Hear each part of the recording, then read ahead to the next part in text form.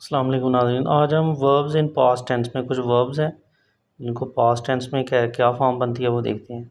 Is है तो ये पास्ट में वाज हो जाएगा। डू है तो डिड हो जाएगा। गो है वेंट हो जाएगा। मेक है मेड हो जाएगा। हैव है हैड हो जाएगा। राइड है रोड हो जाएगा। विज़िट है विजिटेड हो जाएगा। स्टडी है स्टडीड हो जाएगा। ईट है एट हो जाएगा।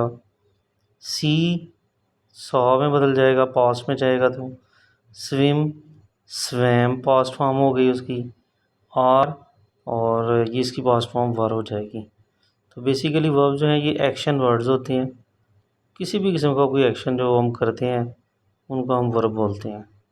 तो ये जो is do go make have ride visit study eat see swim और ये सारे प्रेजेंट फॉर्म में हैं।